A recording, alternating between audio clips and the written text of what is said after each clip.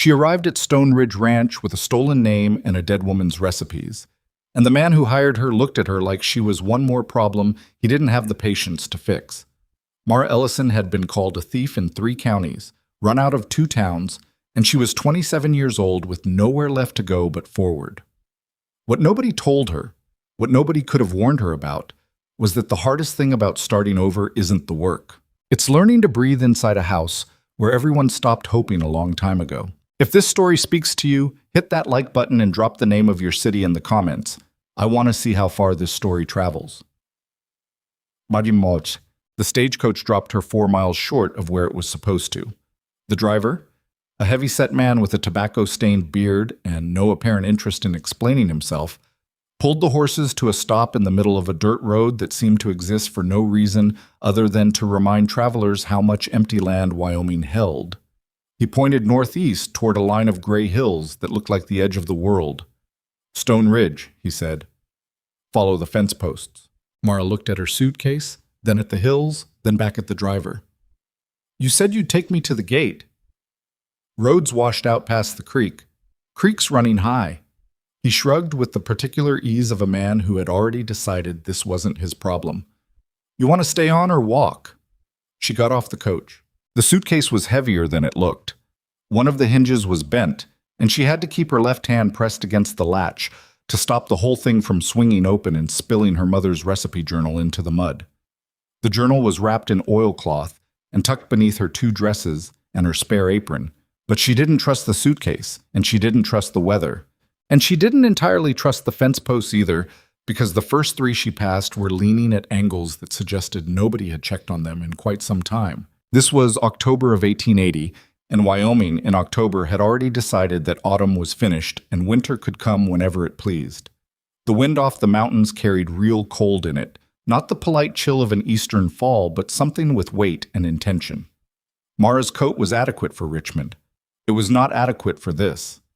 She walked for 40 minutes before she saw the ranch. It appeared the way distant things appear on flat land, all at once, fully formed, as though it had been sitting there the whole time and simply waiting for her eyes to adjust. A main house, 2 stories, built from timber that had weathered to the color of old bone. A barn with a sagging roofline. Several outbuildings she couldn't identify from a distance. A water trough. A split-rail fence that actually stood upright, which felt like an achievement after the fence posts on the road. There were no flowers. She noticed that. No garden remnants, no window boxes. Nothing that suggested anyone had ever tried to make the place look like anything other than a place where work happened and stopped happening and happened again. She pushed through the gate and walked to the front door.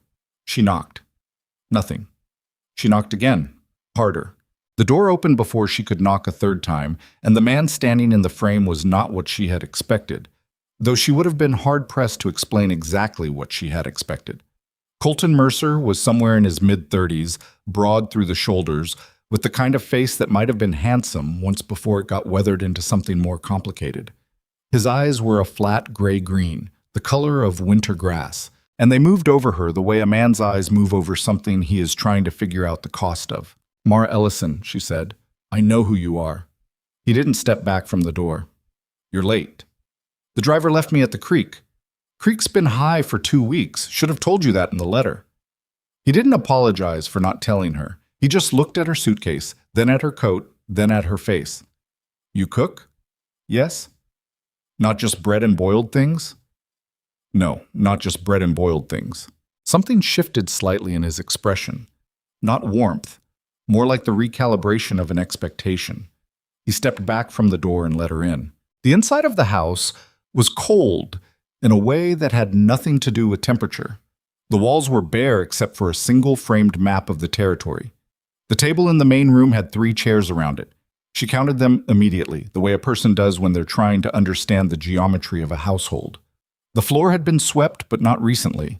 There was a smell of wood smoke and something underneath it, something harder to name. Absence, maybe. The particular smell of a place where no one had been paying attention to the small things. "I'll show you the kitchen," Colton said. "Then I'll show you where you sleep. You'll start in the morning." "What time?"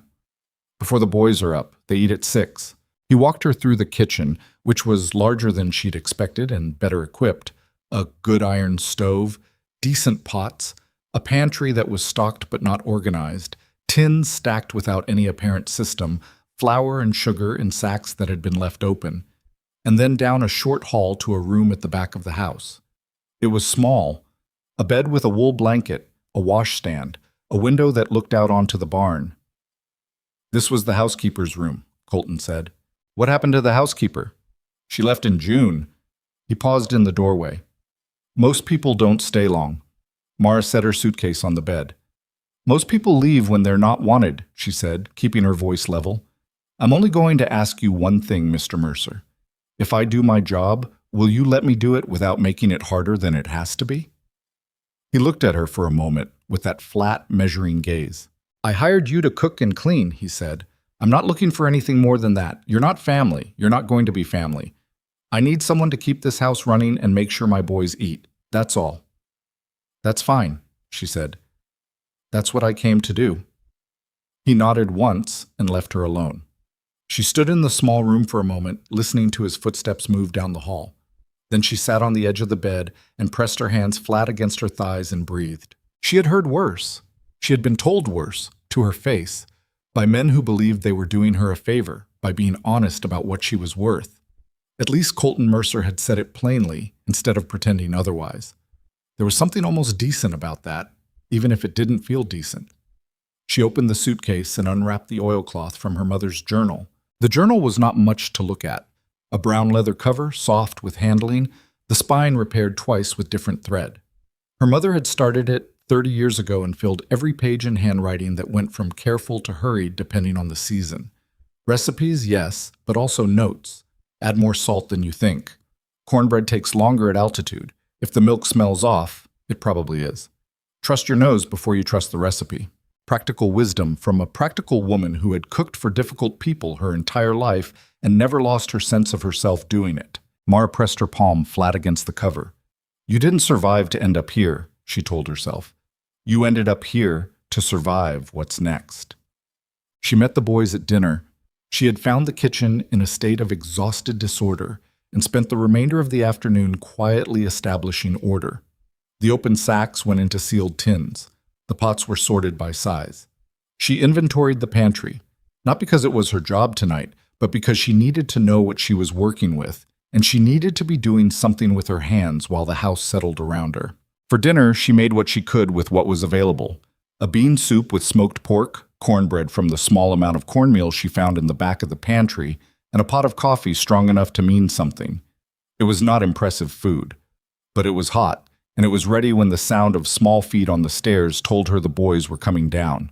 Eli was 9.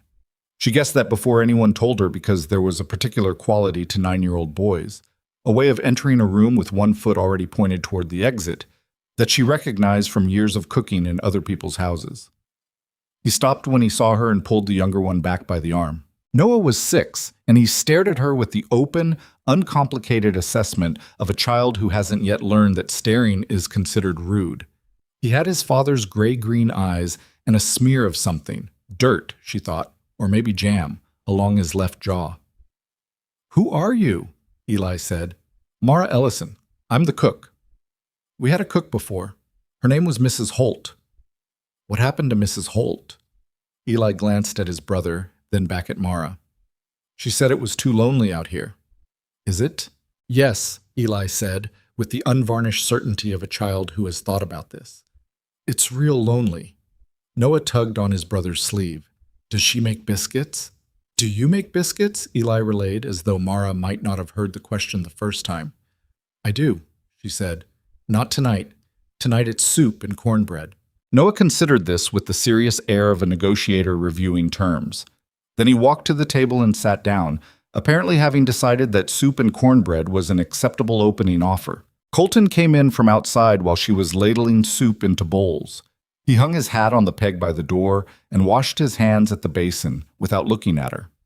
When he sat down, the boys flanked him, and for a moment the three of them were a complete and separate unit, the particular closed formation of a family that has gotten very good at being only itself. No one said anything. Mara served the food, poured the coffee, and took her own bowl to the far end of the counter, away from the table. She wasn't sure where she was supposed to eat. The letter that had hired her hadn't specified. and she didn't want to assume. "You can sit," Colton said. She turned. He was looking at his soup. "At the table," he said. "You can sit at the table." It was not a warm invitation, but it was an invitation. She brought her bowl to the table and sat across from Noah, who immediately pointed at the cornbread and said, "Is that from a tin?" "No," she said. "I made it." "From scratch?" "From scratch." Noah picked up a piece and bit into it. He chewed thoughtfully. Then he said, "It's better than Mrs. Holt's." "Noah," Eli said, with the pained expression of a child whose younger sibling has once again said something that couldn't be unsaid. "What?" "It is." Colton said nothing, but he finished the soup and had a second bowl, and he didn't tell her the food was bad. That first night, Mara lay in the narrow bed in the housekeeper's room and listened to the wind come down off the mountains. It moved through the eaves with a sound like something searching. The wool blanket was heavy, but the cold got in at the edges, around the window frame, underneath the door. She thought about Richmond, about the kitchen at the Alderton house, which had been warm and well stocked and had smelled perpetually of cinnamon and rendered fat. About Mrs. Alderton, who had come into the kitchen one November afternoon and told Mara, in a voice of absolute conviction, that her silver cake server was missing and that Mara had taken it. She hadn't taken it. Anyone who had bothered to look would have found it in the sideboard drawer where Mrs. Alderton herself had put it. But Mrs. Alderton hadn't looked. She had looked at Mara, and that had been enough for her. By the end of the week, the story had spread through 3 households.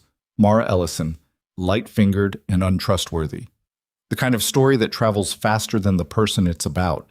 She had packed her suitcase and her mother's journal, and she had left before they could ask her to, because there was no dignity in being asked to leave, and she had spent the following 8 months moving west by degrees, one hired position at a time, each one ending a little less catastrophically than the last. Stone Ridge was the furthest she'd gotten from Richmond. It was also, she understood clearly, close to the last stop available to her. She turned onto her side and pulled the blanket tighter. "Do the work," she told herself. "That's all. Just do the work." By the end of the first week, she had established a routine. She was up before 5. The fire started in the kitchen stove before the temperature in the house dropped to the point where the boy's breath would fog. Coffee ready by 5:30. Breakfast. Eggs when the chickens cooperated. Oatmeal when they didn't. Always biscuits on days when she had enough time. On the table before 6. The boys ate. Colton ate. She cleaned while they were eating because there was always something to clean. And the kitchen required constant attention in a way that she found, if not exactly pleasant, at least satisfying in its clarity. Here was a thing that needed doing. She could do it. The house itself was a puzzle she worked at methodically. There were 6 rooms. 5 of them had not been properly cleaned since before summer. She didn't comment on this. She simply started at one end and worked toward the other, 1 room per day after the dishes were done and the bread was rising. She found, in the course of this cleaning, several things: a child's sock behind the cold radiator in the hallway, a cracked photograph frame under Eli's bed, a woman's glove, fine leather, cream-colored, one of a pair, wedged between the wall and the back of a wardrobe in the room across from Colton's. She had been in the house 3 days before she understood that the room across from Colton's had been his wife's room. The door was always closed. Nobody mentioned it. She left the glove exactly where she found it. The hardest part of the first week was not the work, which was simply work. The hardest part was the silence. Colton Mercer spoke in functional units, requests, answers, the occasional direction, and he delivered these in the same tone whether he was talking about firewood or the weather or whether she'd remembered to check the water barrel. He did not ask her questions. He did not tell her anything about himself. He moved through the house like a man who had trained himself to take up as little space as possible in his own life, and he looked at her only when he had to. She understood it. She didn't like it, but she understood it. There were men who built walls because they'd been hurt, and men who built walls because they liked the walls, and she was fairly certain Colton Mercer was the first kind. That didn't make the walls easier to work around. It just explained them. On the 5th night, Noah came down to the kitchen at 10 o'clock, long after the house had gone quiet, wearing one boot and carrying the other. Mara was still at the table with her mother's journal, making notes on what she needed from the supply store in Harwick. She looked up. "Can't sleep?" she said. He shook his head. He stood in the doorway in his nightshirt with one sock on and one boot in his hand and looked at her with an expression she couldn't quite interpret. "I had a bad dream," he said. "About what?" He considered. "About the dark." She thought about the right thing to say. There probably wasn't a right thing. "Do you want some warm milk?" she said. He nodded. She heated the milk and he sat across from her at the table and drank it slowly, holding the cup in both hands the way small children do when the cup is too big for them. He looked at her mother's journal. "What's that?" "A recipe book. It belonged to my mother." "Where's your mother?" "She passed on, about 2 years ago." He thought about this. "My mother passed on too," he said. "Last year." "I know," Mara said. "I'm sorry." Noah looked at his milk. "Papa doesn't talk about her." "People deal with sad things different ways," she said. She wasn't going to tell him his father was wrong to handle it the way he did. She wasn't sure his father was wrong. "Eli cried for a really long time," Noah said. "I cried too, but not as long because I was littler. I don't remember her face as good anymore." He said this with a plain, childlike grief that was somehow worse than tears. "Is that bad?" "No," Mara said. "It's just what happens to everybody. That's why people keep photographs." He looked up at her. "Do you have a photograph of your mother?" "No, I have her book. That's how I remember her." He considered this for a moment. Then he finished his milk, set the cup down carefully, and slid off the bench. He picked up his boot. "Thank you for the milk," he said. "You're welcome." He padded back toward the stairs. At the doorway, he stopped. "Miss Ellison?" "Yes?" "Your biscuits are really good," he said. "Eli thinks so too. He just doesn't say it." Then he was gone. Small footsteps on the stairs, the house settling back into its nighttime quiet around her.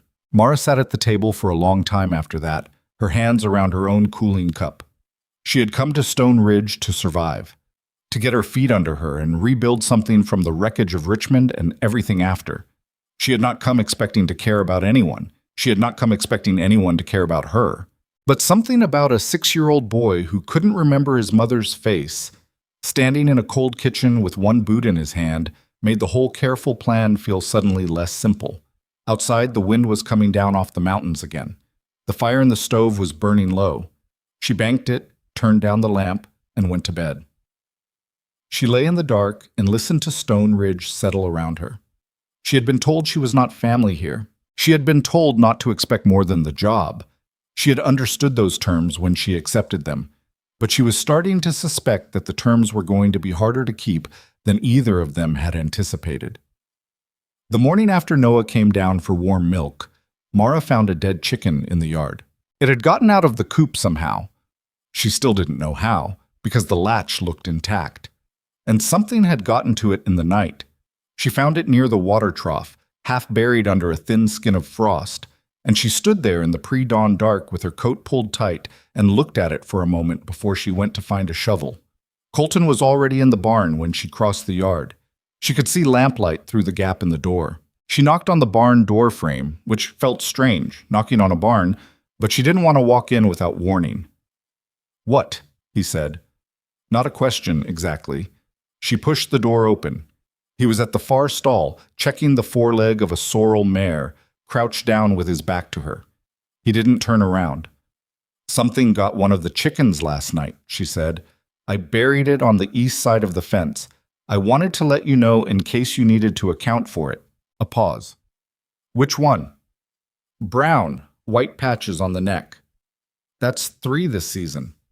He stood up slowly, the way men stand when their knees have been in the cold too long. He still didn't look at her. "I'll check the coop latch." "I already checked it. Looks fine from the outside." He turned then, and his expression wasn't exactly surprise, but it was something adjacent to it, like he'd expected to have to remind her of something and found the reminder was unnecessary. "All right," he said. She nodded and went back to the kitchen. It was a small thing. She knew it was a small thing, but the ranch had a way of making small things feel significant, because out here there was nothing to dilute them. No neighbors close enough to distract from the daily reality of what was working and what wasn't, no busyness that could paper over the gaps. Every problem was visible. Every solution, or lack of one, was equally visible. The boys came down at 6. Eli ate fast and efficiently, the way he did everything, already developing the focused economy of a boy who understood that the ranch made demands and the ranch didn't wait. Noah ate slowly and talked, which he also did everything, a running commentary on whatever was passing through his mind. "There's a hawk that lives in the big pine by the creek," he told Mara while she refilled his glass. "I've been watching it for 3 days. It's got a nest up there." "How do you know it's the same hawk?" Eli said, without looking up from his plate. "Because it's got a bent tail feather. You can see it when it flies." "You can't see a tail feather from the ground." "I can." "No, you can't. That's not—" "Boys," Mara said. They both stopped. She was a little surprised they stopped. She hadn't been sure yet that she had that kind of authority in this house. "Eli, is it possible?" Eli considered. He was the kind of kid who genuinely thought about questions before answering them, which she respected. "Maybe," he said, grudgingly, "if the light was right." Noah looked vindicated. Eli went back to his eggs. After breakfast, she cleared the table and started on the bread, while Colton went over the week's supply list at the far end of the counter. This had become their unspoken arrangement. He worked at his end, she worked at hers, and they moved around each other with the practiced avoidance of two people sharing a narrow space who have both decided that acknowledgement takes more energy than they want to spend. But that morning, he stopped in the middle of reading his list and said, without preamble, "I'm going to Harwick on Thursday. You said you needed things from the supply store." "I have a list," she said. "Give it to me tonight." "I could come with you. Some of it I'd need to select myself. The spices, if they're old stock, they're not worth buying." He looked at her. "The wagon only takes 2 hours each way." "I know." "The boys would be here alone." "Eli's 9, she said. "He knows where I am if there's a problem. Nothing is going to happen in 4 hours. Colton was quiet for a moment. She could see him running the logic, looking for the objection she hadn't already answered. "Fine," he said. "We leave at 7. It wasn't gracious, but it was yes. The days arranged themselves around the work, and the work was unending in the specific way that ranch life is unending. Not dramatic, mostly, just constant. Wood needed splitting before it could heat the stove, and the stove needed heating before food could cook, and food needed cooking 3 times a day, every day without exception. The water barrel needed checking. The pantry needed inventorying. The floors, which collected mud and hay and things she preferred not to examine too closely, needed sweeping with a regularity that felt almost absurd given how quickly they returned to their previous state. She found her rhythm inside it. She had always been better with routine than with uncertainty, and the ranch provided routine in abundance. What it didn't provide was warmth, at least not the kind that came from other people. The nearest neighbor was a family named Okafor, whose property ran along the southern edge of the Mercer land. Mara met Clara Okafor for the first time on a Wednesday, when Clara came riding up the lane on a gray horse with a basket of late-season squash balanced across the pommel, announcing her arrival with a shout from 50 yards out. Clara was 40-something, wide-shouldered, with a direct way of looking at people that Mara immediately liked. She handed over the squash, accepted a cup of coffee, and sat at the kitchen table like someone who had sat at it many times before. "So you're the new one," Clara said. "Mara Ellison," she said. "Yes." "Where'd they find you?" "Agency in Cheyenne." Clara nodded slowly. "Last one was Mrs. Holt. Before her was a girl from Nebraska who lasted 2 weeks." She wrapped both hands around her coffee cup. "It's a hard place to stay." "So I've heard." "Colton's not a bad man," Clara said. She said it the way people say things they want to make sure are understood clearly. "He just got very alone after Margaret died, and he doesn't know how to get unalone. You understand what I mean by that?" "I think so. Margaret was the one who kept things connected around here, knew everyone, remembered birthdays, had people for supper. When she got sick," Clara paused, turned her cup. "It went fast. 6 weeks from when they knew to when she was gone. That kind of fast doesn't give anyone time to prepare." Mara didn't say anything. She had a sense that Clara wasn't telling her this as gossip. She was telling her as context, as the information a person would need in order to understand the terrain. "The boys doing all right?" Clara asked. "Noah's good. Eli's—" Mara considered. "Eli watches everything, takes it all in. Like his father." "Yes." Clara finished her coffee and stood. You need anything? I mean, anything. Supplies, company, someone to talk to when the silence gets loud. You ride south along the fence line. 20 minutes. Thank you, Mara said, and she meant it in a way she hadn't meant a small kindness in quite some time. After Clara left, Mara stood at the kitchen window and watched the gray horse disappear down the lane. The sky had gone the color of pewter in the west. Weather coming. She went back to her bread. The trip to Harwick happened as planned. Colton drove and Mara sat beside him on the wagon bench with her list in her pocket and her coat buttoned to the top. The road wound through the hills in a way that was almost pretty in the cold morning light, the scrub pine dark against the pale sky, the ground iron hard with the first deep freeze of the season. They didn't talk much for the first hour, not out of hostility exactly. It felt more like two people who were still figuring out what category the other one belonged in and weren't ready to make any premature decisions. Then the wagon hit a rut that jolted them both, and Colton swore under his breath, and Mara grabbed the bench rail to keep from tipping, and when they'd both recovered, Colton said, "Sorry about that," in a tone of genuine reflex rather than performance. "I've had worse," she said. "There's a section of the road past the creek that gets bad every October. I keep meaning to bring gravel out." "Why haven't you?" He was quiet a moment. "There's always something that comes first." "That's the problem with gravel roads," she said. "They're never the emergency." He glanced at her sideways. "You've worked ranches before?" "Some, mostly house positions. I worked a cattle outfit in Nebraska for a summer." She paused. "That's where I learned to tell old spices from fresh ones." "How?" "Smell them. Old ground pepper smells like dust. Fresh pepper smells like—" She thought about it. "Like itself. It's hard to describe. And you can tell from that. Mostly. You can also grind a little between your fingers. If it's got heat left in it, it's fine." He absorbed this in the manner of a man filing away information he didn't expect to need, but recognized as useful. They rode on.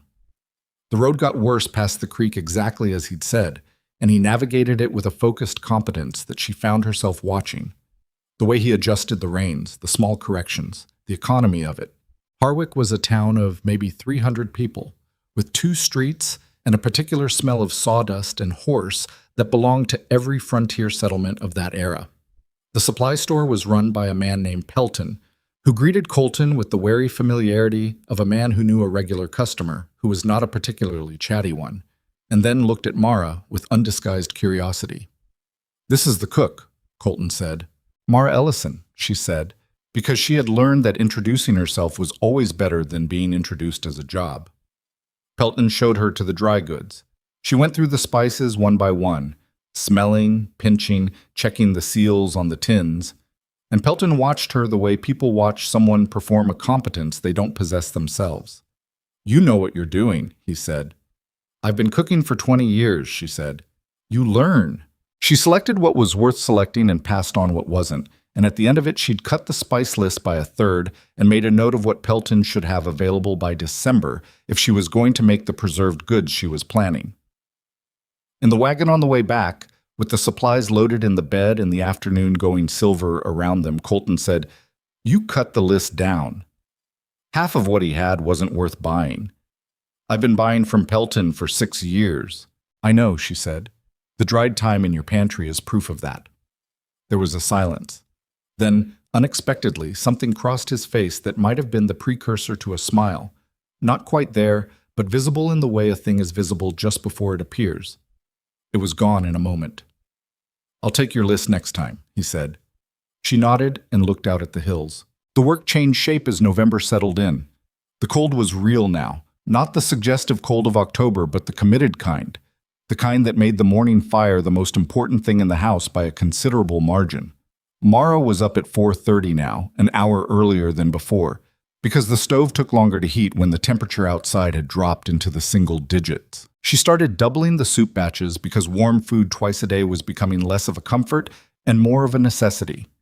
She started baking more bread because bread held heat longer than anything else she could make, and the boys came in from the cold with that specific hollow-eyed look that meant they needed something substantive immediately. She also started heating the boys' room. She had noticed early on that the upstairs rooms were colder than the main floor, which made sense given the way the house was built, But it troubled her that the boys were sleeping in a room where the temperature dropped dangerously low on the coldest nights. She mentioned it to Colton on a Tuesday. "I can move a small stove up there," he said. "I've been meaning to." "When?" He looked at her. "I said I'll do it." "I know you said you'll do it. I'm asking when." She kept her voice even, not aggressive, just direct.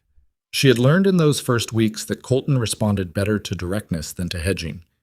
"The temperature is already below 20 at night. The boys have one blanket each." "I know how cold it gets. I've lived here for 12 years.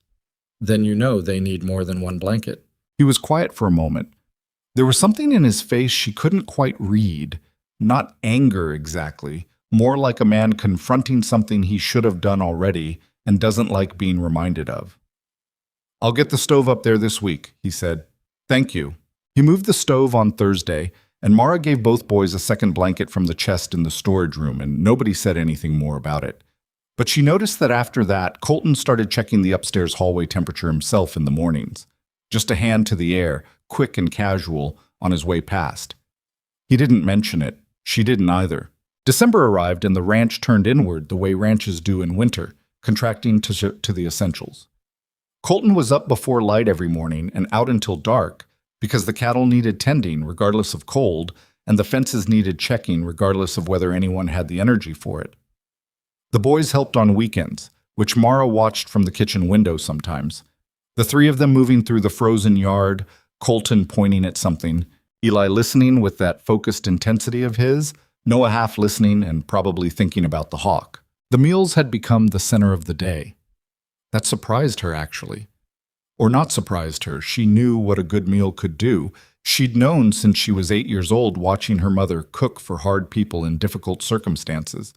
But she hadn't expected it to work here, with this family, in this particular configuration of grief and silence. And yet it did. The soup she made on Mondays, a beef bone broth she'd been developing for 3 weeks, adjusting the salt and the herb balance by increments until it was exactly right, had become the thing Noah asked about from Saturday onward. "Is it Monday soup tomorrow?"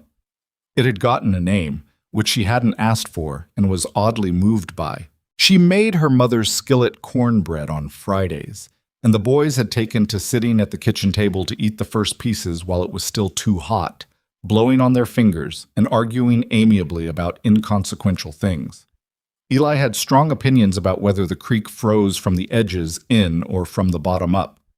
Noah's position was that it didn't matter as long as it froze enough to slide on.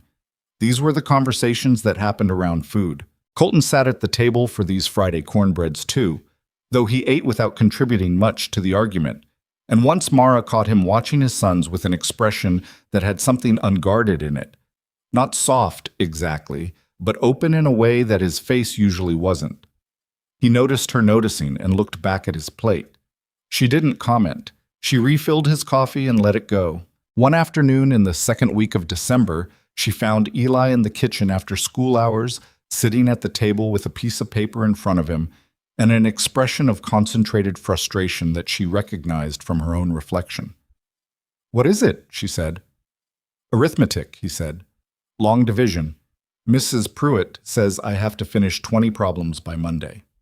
"How far are you?" He turned the paper toward her. 4 problems done. 16 to go, and from the state of the erasure marks, the 4 weren't going too well either. She sat down across from him. "Show me the one that's giving you trouble." He looked at her with the wariness of a child who has learned that adults sometimes say they can help and then make things worse. "Do you know long division?" "I've been doing my own account since I was 13, she said. "Show me the problem." He turned the paper back toward himself and pointed at the problem. She looked at it. "Okay," she said. "You're starting in the wrong place. You're trying to put the whole number in at once. You have to take it in pieces." "Mrs. Pruitt explained that," he said. "I still don't understand it." Then Mrs. Pruitt explained it Mrs. Pruitt's way. "Try it a different way." She turned the paper toward her, picked up his pencil. "Think of it like this. If you had 64 apples and you needed to give them to 8 people so everyone got the same amount, how would you start?" Eli frowned. "I'd give everyone one at a time until they were gone." "Right. That's what division is doing. You're just doing it faster." She showed him. He watched. He tried it on the next problem. Got it wrong, tried it again, got it right. "Oh," he said. "There you go. That's not how Mrs. Pruitt said to think about it. Different explanations work for different people." He went back to his problems. She went back to the stove. For a while, the kitchen held only the sound of his pencil and the fire and the wind outside. And it was a comfortable sound, the kind that comes when a room has settled into the feeling of being used correctly. After a while, Eli said, without looking up, "Miss Ellison?" "Yes?" "Are you going to stay?" She turned from the stove. He was still looking at his paper, pencil moving. "That depends on your father," she said. "He doesn't fire people," Eli said. "They just leave." A pause. "Mrs. Holt said she was only going to town for supplies and she didn't come back?" "She sent a letter." Mara looked at him for a moment. He was still doing his arithmetic, the careful, focused movements of a child who had learned to talk about hard things while looking at something else, because looking at something else made them easier to say. "I'm not planning on leaving," she said. "You might change your mind." "I might," she said honestly, "but I'm not planning on it." He didn't say anything else. He finished his problems, all 20, she noticed, in under 2 hours, and took them upstairs without comment. But when he came down for dinner that evening, he set the table without being asked, which he had never done before. And he didn't look at her when he did it, which she understood to mean that it was as much acknowledgement as he was prepared to give. She accepted it. The evening that changed the shape of things came on a Thursday in mid-December, 3 days before the blizzard that nobody had predicted would be as bad as it was. Mara had made her mother's venison stew, the recipe she'd been waiting to try until she had all the right elements, and she finally did. Because Colton had come back from a hunt with a deer the previous weekend, and she'd been working with the meat carefully ever since.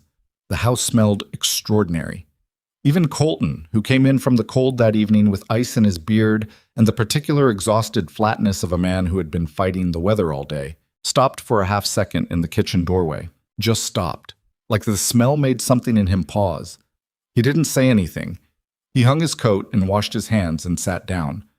But when he took the first spoonful of the stew and tasted it, something shifted in him that she felt rather than saw. A settling, a release of something held. "This is—" He stopped. "My mother's recipe," she said.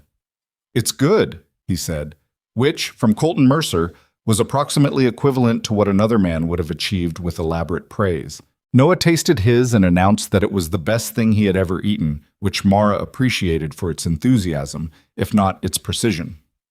Eli ate 2 bowls without speaking, which was its own kind of compliment. After dinner, after the boys were in bed, Colton was still at the table with his coffee when Mara was finishing the dishes. Usually, he left the kitchen when the meal was over. That evening, he didn't, and she wasn't sure whether to acknowledge this or simply let it be. She let it be. The fire was low. She put more wood on. He watched the fire the way people watch fires when they're thinking about something they're not ready to say. Finally, he said, "Where did you work before here?" She was careful with her answer.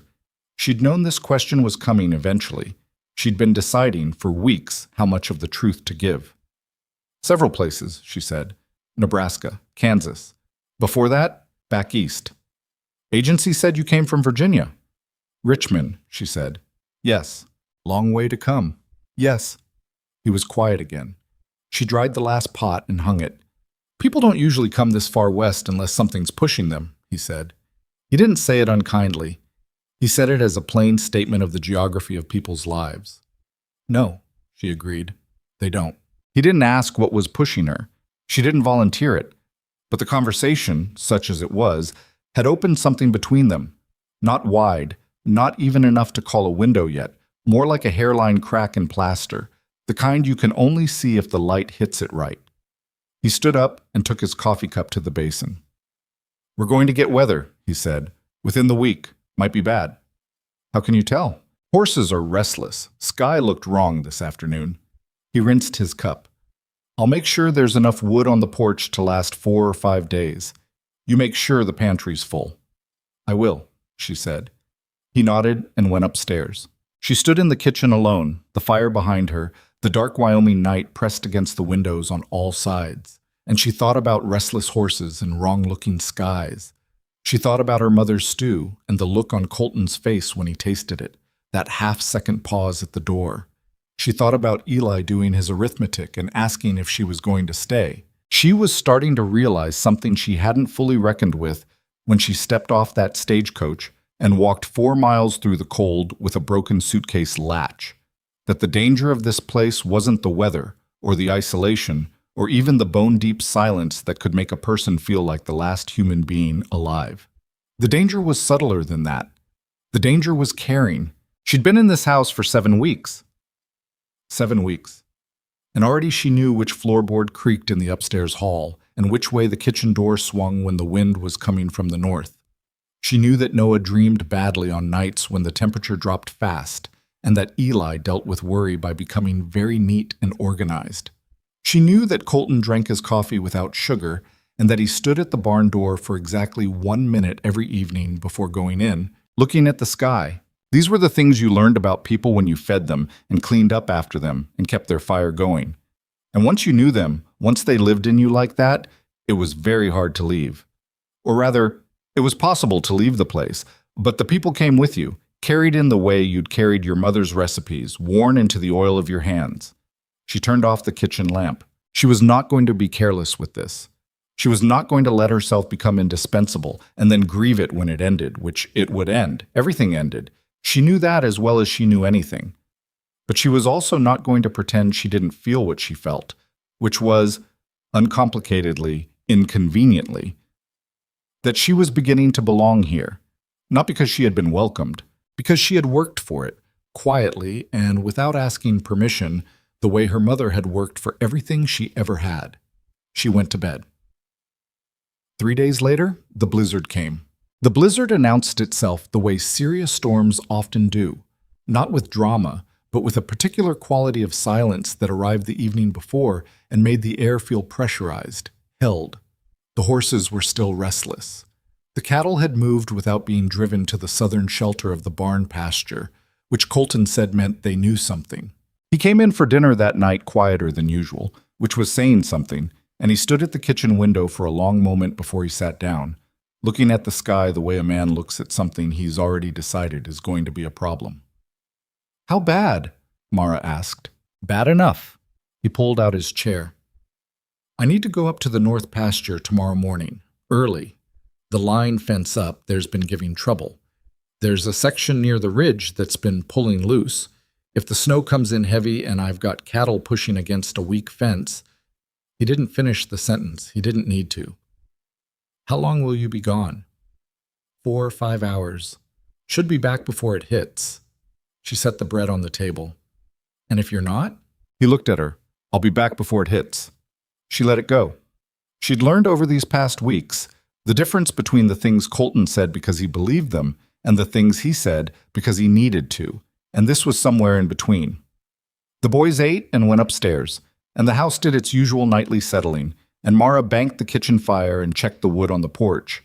Colton had stacked it 4 days deep, true to his word, and went to bed. She woke at 3 in the morning to the sound of wind, not the ordinary Wyoming wind that she'd grown accustomed to, the one that moved through the eaves at night like something looking for a way in. This was different. This was the kind of wind that meant business, that had traveled a long distance and arrived with intention. She lay still for a moment, listening, and then got up. The temperature in her room had dropped dramatically. She could see her breath. She put on her heaviest dress and her coat over it and went downstairs. The kitchen was cold in a way it shouldn't have been. She'd banked the fire well, and when she opened the stove, she found the coals still alive, but barely. She fed them carefully, nursing them back up, and then went to the window. She couldn't see the barn. That was the first thing that told her how bad it was. The barn was 40 feet from the house, and in the gray pre-dawn light, with the snow coming sideways, she couldn't see it.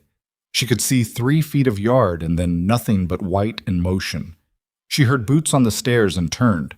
Colton was already dressed, coat, hat, gloves in hand, and he crossed the kitchen with the focused expression of a man running a different calculation than the one he'd run last night.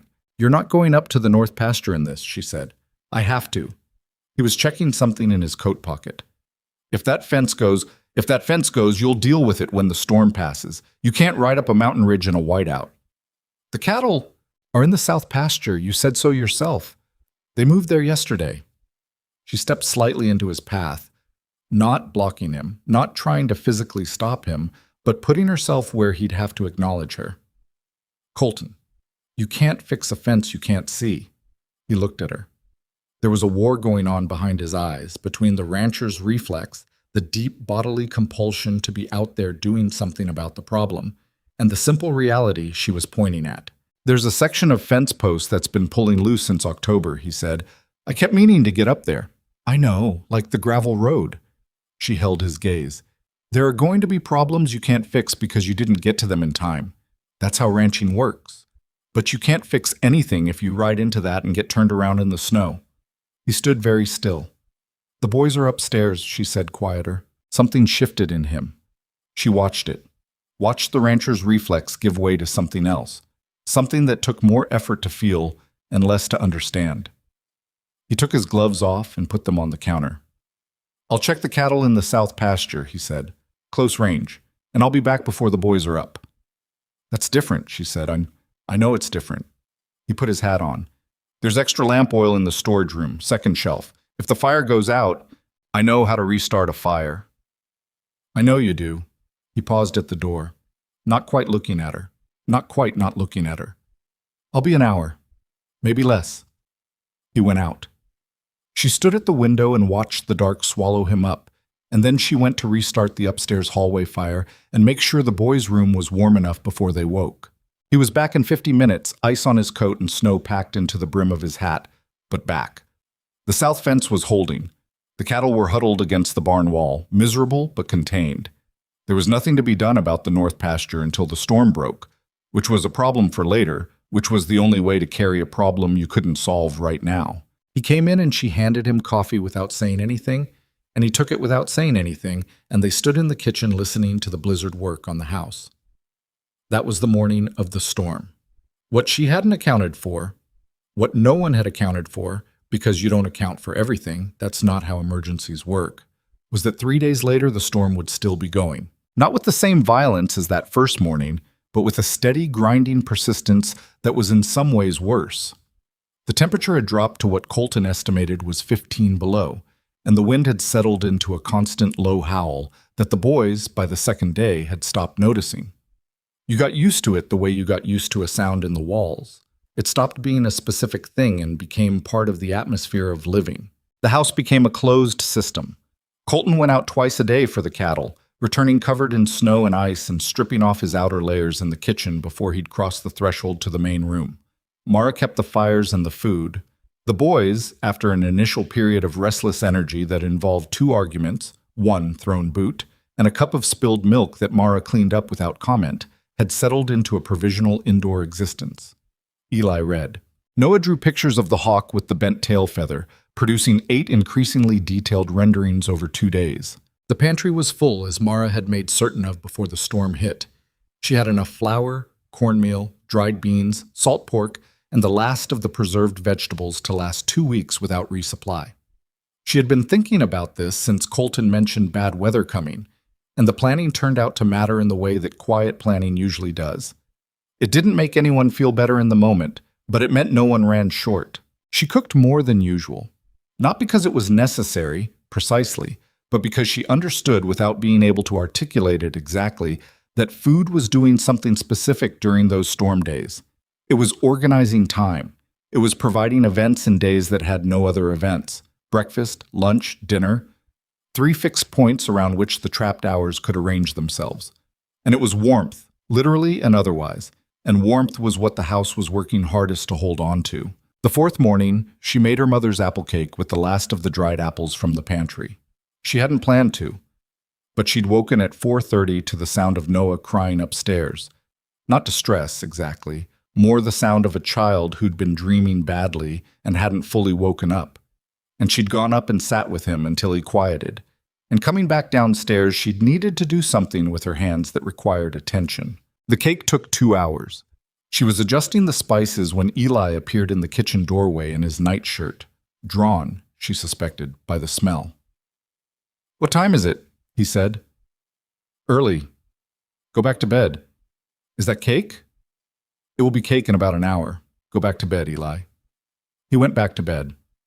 She heard him wake Noah 10 minutes later, the low, urgent murmur of an older sibling delivering important intelligence. The cake came out imperfectly, one side slightly higher than the other, the top cracked down the middle where the oven ran hot, and she set it on the counter to cool and went to start the morning fire and didn't think much about it until she came back to the kitchen and found both boys sitting at the table in their nightshirts, waiting. "You're supposed to be asleep," she said. "It's morning," Noah said. He had a very selective relationship with the concept of what constituted morning. "It's 5:15. That's morning." She cut them each a piece. They ate it warm with the serious appreciation of children who understand, at some animal level, that this is better than the ordinary run of things. Nobody talked. The wind was still going outside, and the kitchen was the warmest room in the house, and for a few minutes the four walls contained something that felt almost like peace. Colton came downstairs an hour later, hair uncharacteristically disordered, the look of a man who hadn't slept well. He stopped when he saw the cake. "Boys, get into the pantry," he said. "I made it," Mara said. "Sit down." He sat. She cut him a piece. He ate it without comment, which she had entirely stopped expecting, and drank his coffee, and after a while he said, "Storm might break tomorrow." "How do you know?" Eli said. "Wind shifted about an hour ago. When it shifts, it usually means a change is coming." He turned his coffee cup. "Might be wrong." "If it breaks tomorrow," Noah said, "can I go check on the hawk's nest? There's 2 feet of snow on the ground." "So?" "So you'd be waist deep." Noah processed this. "What if Eli carries me?" Eli looked at his brother with an expression of absolute refusal. Colton's face did that thing again, that thing she'd seen in glimpses over the past month, where the wall that lived there thinned for a moment and something almost like ease showed through. It was never long, but it was real. He said, "We'll check the hawk's nest when the snow settles." Noah accepted this with more equanimity than Mara expected. He went back to his cake. That afternoon, while the boys napped, even Eli, who had insisted he was too old to nap but had fallen asleep on the parlor floor with his book open on his chest within 20 minutes, Mara checked the wood supply on the porch and found it lower than she'd expected. She'd been burning more than she'd calculated, keeping the upstairs warm. They had enough for tonight and tomorrow morning, and if the storm broke tomorrow, that was fine.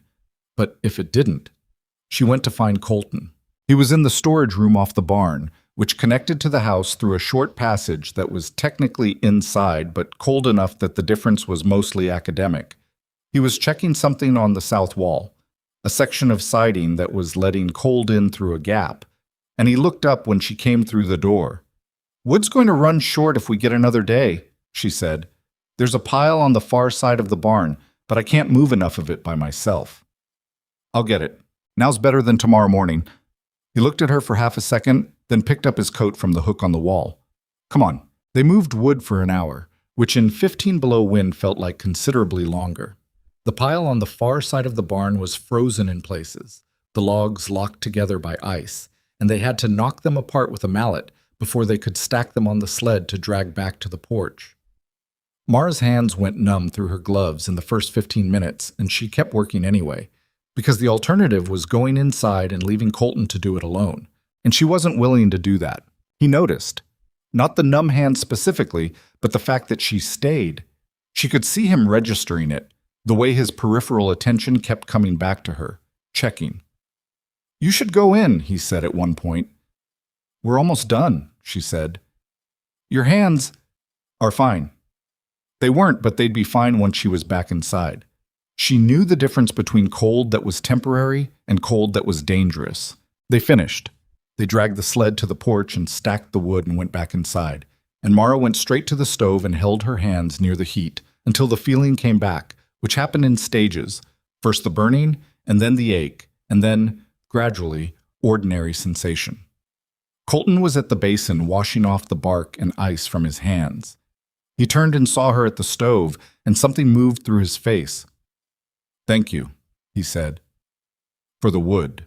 "It needed doing," she said. "You didn't have to stay out there." "Yes, I did." She looked at him. "That's what you do when there's work to be done and 2 people to do it." He was quiet for a long moment. "Most people don't," he said.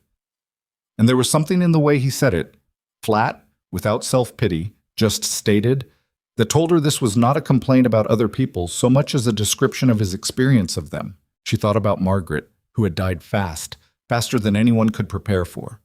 She thought about the closed door across the hall from his room, and the cream-colored gloves she'd found in the wardrobe, and the way this house had smelled of absence when she first walked into it. She didn't say any of that. "Well," she said, "I do." She went back to the stove to start dinner. The storm broke the following morning, or began to break. The wind dropped first, and then the snow thinned from a wall to a curtain to a dusting. And by mid-morning, the sky had gone from white to gray, and the gray had a different quality to it, the kind that has light behind it, rather than more weather. Colton assessed the damage over the following hours. The south fence had held.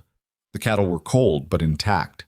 One of the outbuilding roofs had lost some boards that would need replacing before the next storm. And the north pasture fence, the one he'd been worrying about, the one he hadn't gotten to in October, had in fact gone down in the storm. He found out when 3 of his steers turned up on Okafor land and Clara's husband James rode over to tell him. He came back in from that conversation with an expression Mara had not seen before. Not anger, not quite, but the look of a man confronting the cost of a thing he'd put off and now couldn't put off any longer. "How bad?" she said. 30 feet of fence line down, 2 posts broken at the base." He took off his hat and set it on the counter. "I need help to fix it. I can't do 30 feet alone, not this time of year. James Okafor, he's got his own fences to worry about after the storm." He rubbed the back of his neck. "I'll figure it out." "I can help." He looked at her. "I've set fence posts before," she said. "Nebraska. I told you I worked a cattle outfit. Setting fence posts in December is different from—" "I know what setting fence posts in December is," she said. "I'm telling you I can help. Whether you want it is your business." He stood there for a moment, the particular stillness of a man adjusting to something he hadn't expected to have to adjust to. "All right," he said, "tomorrow morning." They fixed the fence over 2 days, the 4 of them, because Eli insisted on coming and was, it turned out, genuinely useful, with the focused physical competence of a boy who had been watching his father work for 9 years and absorbed more than anyone had given him credit for. Even Noah helped in his fashion, handing over tools and providing a running commentary on the progress that nobody asked for and that managed, in small increments, to make the work feel less like work. It was cold. Mara's shoulder ached from the post driver by the end of the first day, and Colton's hands bled from a wire cut that he wrapped in a strip of cloth and kept working through, and nothing about it was efficient or easy. The ground was iron hard, and every post took twice as long as it should have, and the wire was stiff and uncooperative. But the fence went up, standing back to look at it. 30 feet of new line, the posts solid, the wire taut. Mara felt something that she recognized as the satisfaction specific to a thing that has actually been finished. Colton stood beside her. He was looking at the fence line too. "Good work," he said. "All 4 of us," she said. He looked at his sons, who were arguing about something. She could hear Noah's voice carrying on the cold air, something about the hawk again. It was always the hawk. And the expression that came over his face was the one she'd been seeing more of lately, the one where the wall went thin. But this time it didn't close back up as fast. He stood there with it on his face for a long moment, this look of a man who is registering, slowly, what he actually has. Not what he lost, not what he's afraid of losing again. What he has.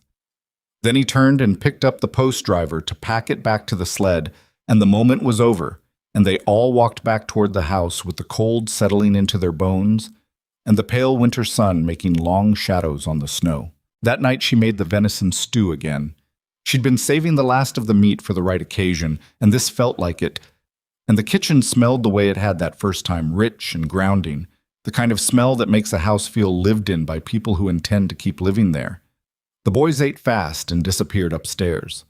Colton stayed at the table longer than usual, elbows on the wood, turning his coffee cup in the slow way that meant he was thinking rather than drinking. Mara was washing the bowls when he said, "I need to tell you something." She turned. He wasn't looking at her. He was looking at the table. "When I wrote to the agency," he said, "I told them I needed a cook and housekeeper. That was true. But I also told them—" He stopped, started again. I told them the position might be temporary, that I wasn't sure what the arrangement would look like past spring. She set down the bowl she was holding. What does that mean? She said. Temporary. It means I didn't know if I was going to be able to keep the ranch. He said it like something he'd been carrying for a while, set down at last. There's a note on the land. I've been behind on it since Margaret. I've been managing, but this winter, if the cattle losses are bad, how behind? He told her the number. It was significant. Not ruinous, but significant. She was quiet for a moment, absorbing it. Why are you telling me this now? She said. Because you fixed the fence. He said it simply. Because you moved wood in 15 below, and you stayed out there, and you didn't complain about it. And because I've been letting you put work into this place without telling you the place might not... He stopped. It wasn't fair, not telling you. She looked at him for a long time. He was still looking at the table. I'm not going anywhere, she said. I'm not asking you to stay out of... I'm not going anywhere, she said again, more firmly. That's not an answer to your problem, that's just my answer. The problem we can figure out. How much time do you have before the note comes due? He looked up at her then.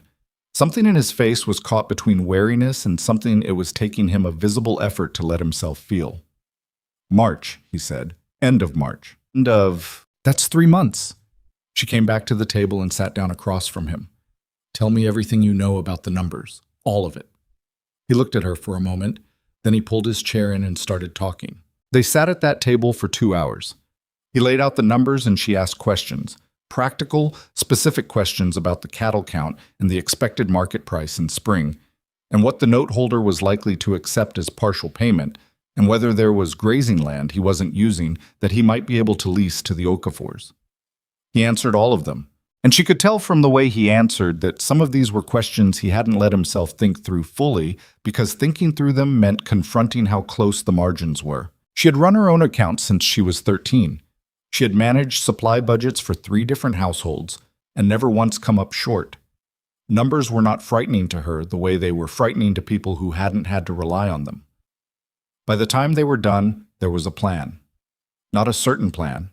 Nothing about it was certain, but a workable one, with contingencies, and the margins were tighter than she liked, but they were there. Colton sat back in his chair and looked at her with that expression she was getting more familiar with. The one that lived between recognition and something harder to name.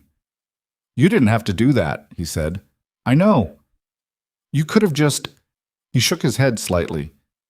Most people would have just said that's not their problem. Well? She stood and took her cup to the basin. You already told me most people leave, so maybe I'm not most people.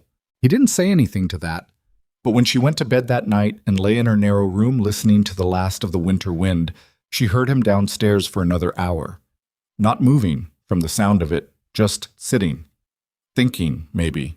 The house was quiet around her in a different way than it had been in October.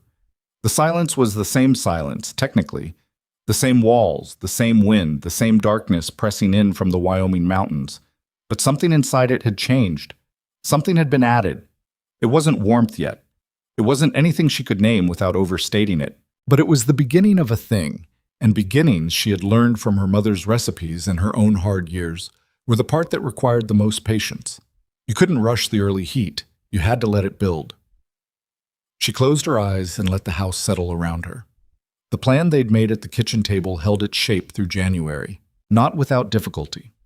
Nothing on a ranch in the Wyoming winter held its shape without difficulty. There were days when the cold made every task take twice as long and cost twice as much energy, and the margins Mara had mapped out on paper looked considerably more precarious when measured against the reality of split wood and frozen water lines and cattle that needed tending regardless of what the thermometer said. But the plan was there, and having it was different from not having it, the way a map is different from open country, even when the terrain is identical. Colton had ridden to Harwick in the first week of January to speak with the man who held the note on the land, a banker named Ferris, who had, according to Colton's flat and colorless account of the meeting, listened without expression and agreed to accept a partial payment in February with the balance due at spring market. It wasn't generosity on Ferris's part. It was arithmetic. A foreclosed ranch in Wyoming in January was worth less than a patient note, and Ferris knew the numbers as well as anyone. "He'll hold to it?" Mara asked when Colton came back. "He wrote it down and signed it," Colton said. "So he'll hold to it, or I'll have something to show a judge." "Good." She handed him coffee. "The Okafor lease?" James agreed. "He'll graze 30 head on the north pasture from April through September. That covers most of February's payment." She did the arithmetic in her head. "And the rest?" "Spring cattle sale. If the market holds." He looked at her across the counter. "It might not hold." "I know." She didn't offer false comfort. He wouldn't have wanted it, and she'd learned that much about him by now. "But if we're conservative with the supply runs between now and March, and if you can get full weight on the steers before sale—" "I know what needs doing," he said. Not harshly, just reminding her that he'd been ranching for 12 years. "I know you do," she said. "I'm thinking out loud." He accepted this and drank his coffee, and they stood in the familiar quiet of the kitchen that was no longer the same silence it had been in October. It still had weight to it. Colton was not a man who became talkative because circumstances had gotten easier. But it was a different weight. Shared, maybe. That was the word. The silence felt shared rather than imposed. It was Eli who noticed first, the way Eli noticed most things.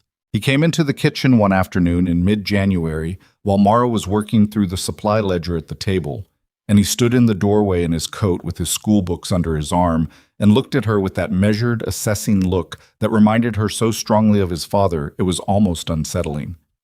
"You and Papa talked for a long time last night," he said. "We were going over some ranch business," she said. "You do that a lot now." "There's a lot of ranch business." Eli set his books on the counter and took off his coat. He was quiet for a moment, the deliberate quiet of a child who is organizing what he wants to say. "Mrs. Holt never talked to Papa about ranch business," he said. "She just cooked." "I cook too," Mara said. "I also know how to read a ledger." "I know." He sat down at the other end of the table. "I'm not saying it's bad. I'm just saying it's different." She looked at him. "Is different bad?" He thought about it with the seriousness he brought to everything. "No," he said. "I think it's probably good.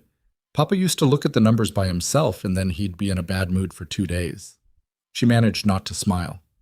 "And now?" Eli shrugged, the elaborate casualness of a 9-year-old trying to be offhand about something he cares about. "He's less in a bad mood." She went back to the ledger. "Good to know." He got out his schoolwork. They sat at opposite ends of the table in companionable silence, which had also become a usual thing. Eli doing his schoolwork, Mara working through whatever needed working through. And nobody commented on it because it had simply become part of how the afternoons operated. The truth Mara had not yet told was still with her. She hadn't been carrying it lightly either. There were days when it sat heavier than others, usually the days when something small reminded her of Richmond, a smell or a quality of light, or the particular way a cold morning could feel both hostile and beautiful, the way that city's winters had.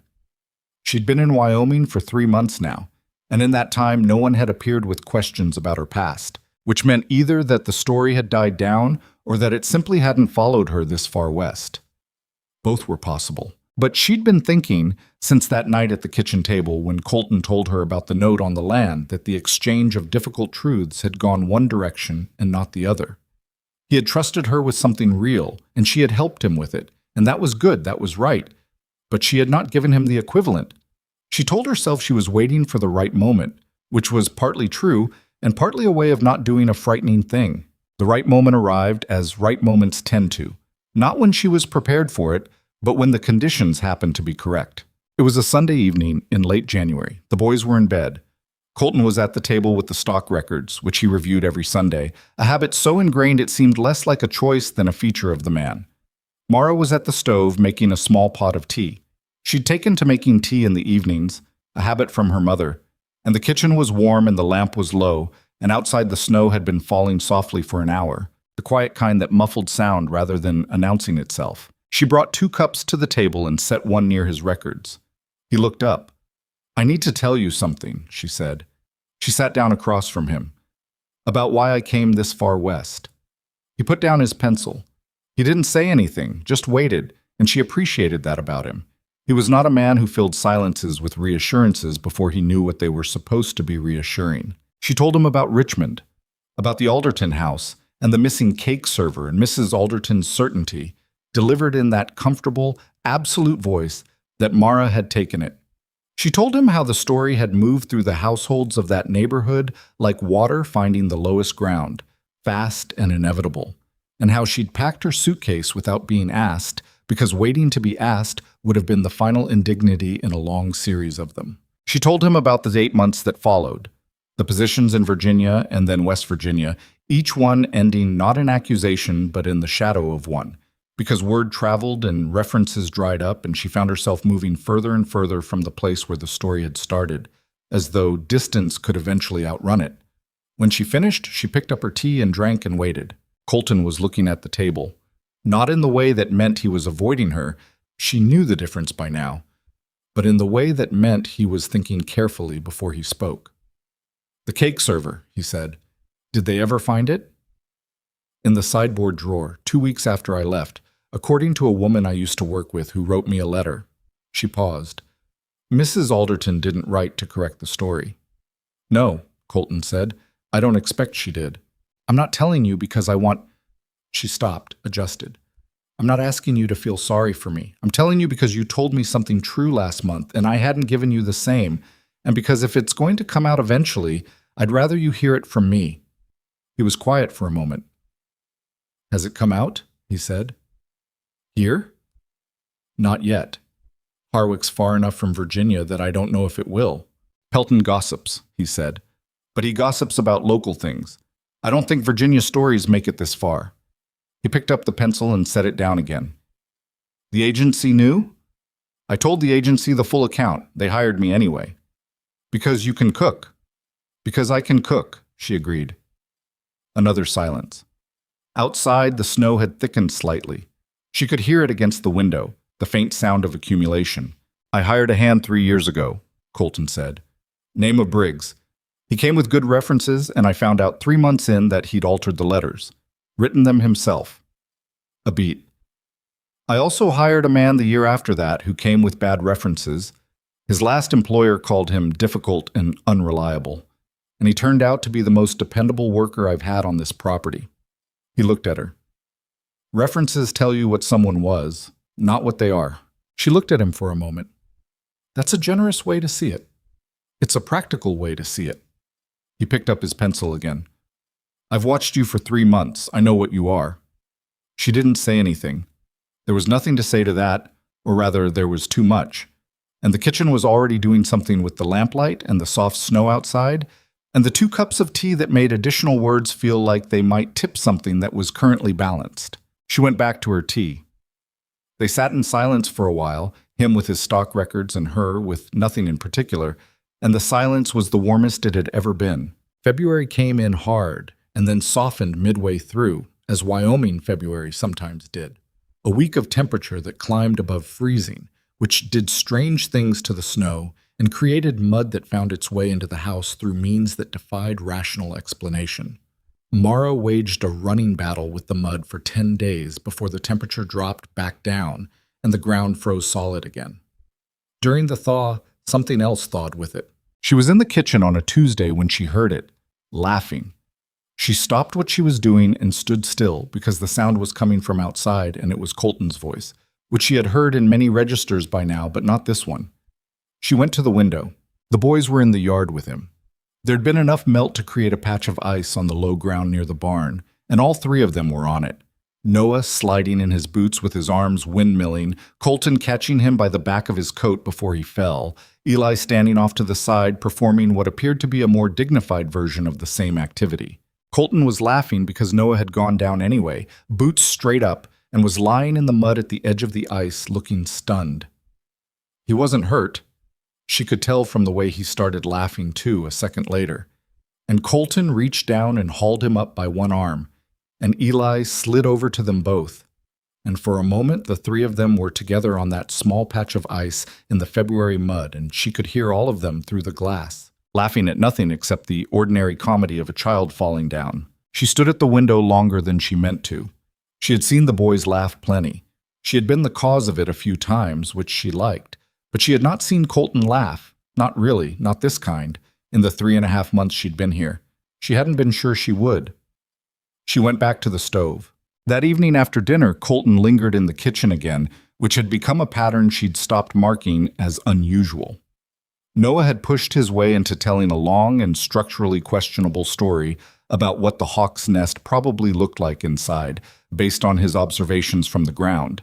And Eli had contributed 3 factual corrections and 1 grudging acknowledgement that Noah's estimate of the nest diameter was plausible.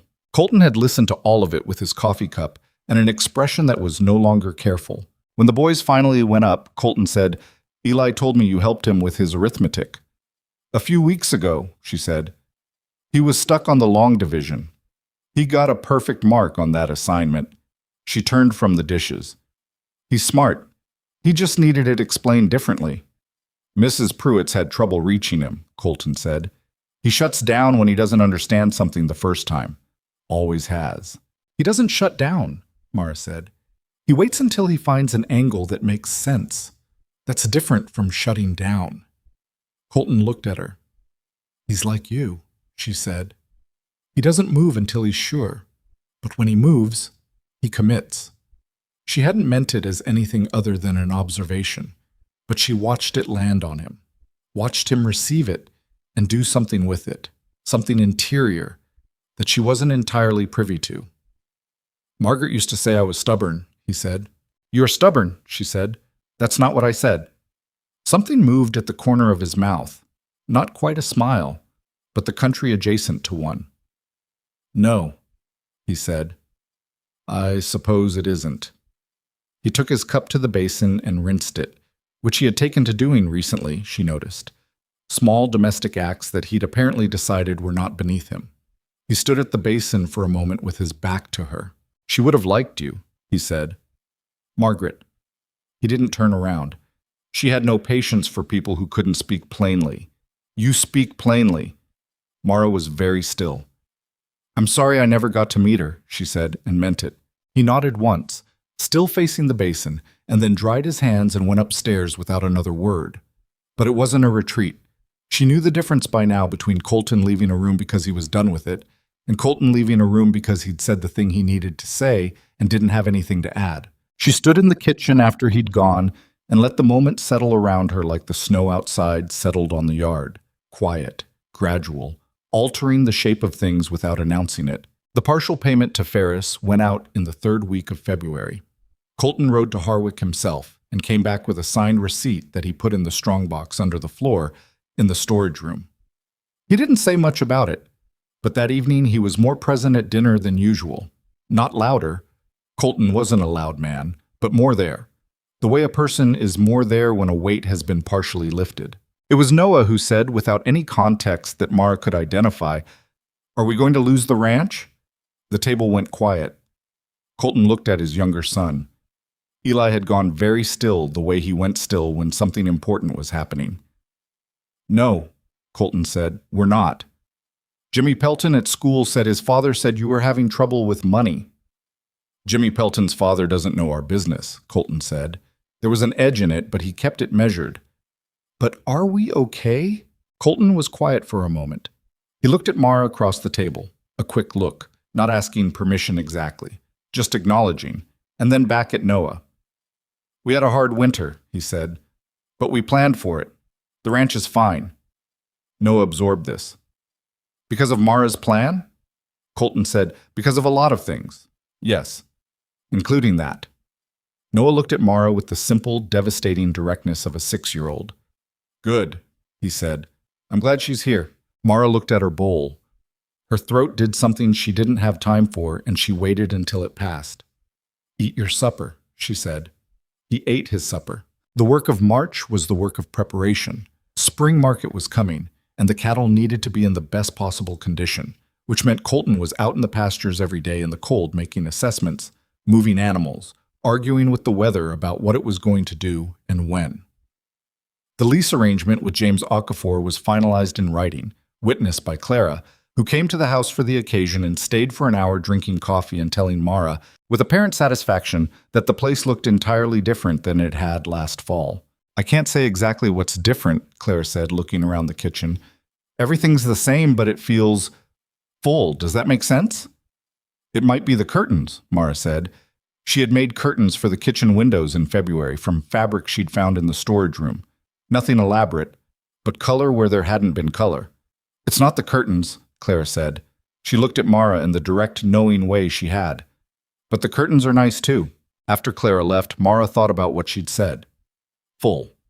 She tested the word against what she understood about this house in October versus this house in March. And she thought Clara was right. And she thought the fullness was less about what had been added, the curtains, the meals, the repaired fence, and more about what had been allowed back in. Not happiness exactly, not yet, but the conditions for it, the groundwork. There was one afternoon she came back to many times afterward, not because it was dramatic, it wasn't, but because it was the moment she understood most clearly how far the house had come and how far the man in it had come with it. It was a Wednesday in mid-March. The temperature had climbed above freezing 3 days running, and the snow was pulling back from the yard in retreating patches, showing the brown ground underneath. Mara was outside hanging the week's washing on the line, a task that was marginally possible now and would be fully possible by April, when she heard the barn door and turned to see Colton crossing the yard toward the house. He stopped when he saw her at the line. "Need a hand?" he said. She looked at him. He was not a man who had ever offered to help with the washing. "I'm almost done," she said. "All right." But he didn't move. He stood in the yard with his hands in his coat pockets and looked at the retreating snow and the brown ground and the washing on the line and the house behind her, and his face had something on it she recognized now, that openness, that thinness of the wall. "When I came back from Margaret's funeral," he said, out of nothing, "I stood in this yard for a long time. I kept thinking I should go inside and do something. I couldn't figure out what.